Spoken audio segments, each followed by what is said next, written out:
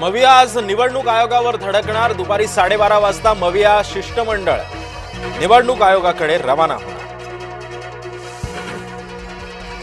आमदार संग्राम जगताप स्वतःच्या भूमिकेवर ठाम. राष्ट्रवादीमध्ये वैचारिक गोंधळ.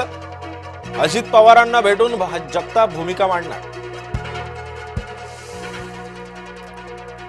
तळ कोकणामध्ये ओंकार हत्ती मंडोरा गावातच ठाण मांडून बसला. हत्तीच्या भीतीनं भात कापणीची कामं ठप्प.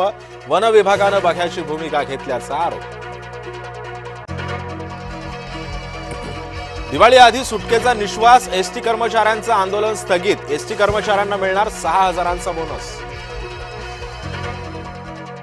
आता फंडाचे सगळे पैसे काढता येणार.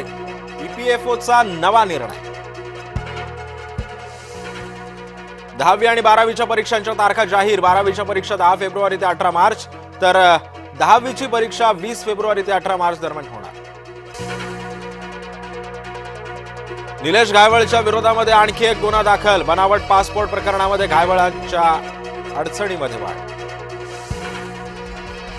निविदेशिवाय इमारतीचा पुनर्विकास शक्य. उच्च न्यायालयाचा निर्वाळा.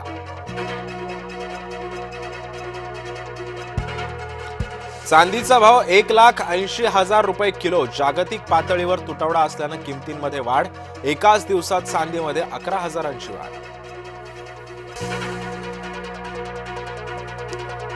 भंडारा जिल्ह्यामध्ये औषध दुकानांची तपासणी. 3 औषध दुकानांवर कारवाई. डॉक्टरांच्या चिठ्ठीशिवाय औषधं दिल्यानं कारवाई. आमची मनसेसोबत कोणतीही युती नाही. मनसेला मवियामध्ये घेण्याबद्दल कोणतीही चर्चा नाही. महाराष्ट्र काँग्रेस प्रभारी रमेश चेन्नीथला यांची माहिती. पुण्यामध्ये पोस्टरवरून मनसे आणि अभाविपामध्ये वाद. अभाविपाच्या शाखेला टाळं ठोकण्याचा मनसेचा प्रयत्न. मनसे कार्यकर्त्यांवर गुन्हा दाखल.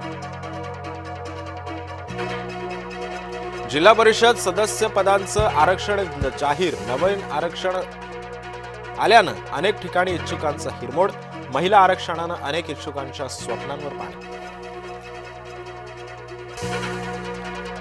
नागपूरच्या वानाडोंगरी नगर परिषद क्षेत्रातील मतदार यादीमध्ये घोळ. एकाच घरात तब्बल 200 पेक्षा जास्त मतदार. जिल्हा प्रशासनानं दखल घेऊन चौकशी करण्याची मागणी. कोल्हापूरकरांचा प्रशासनाच्या विरोधात रोष. रस्त्यांवरील खड्ड्याचा केला वाढदिवस साजरा. कोल्हापूरचं नाव झालं खड्डेपूर.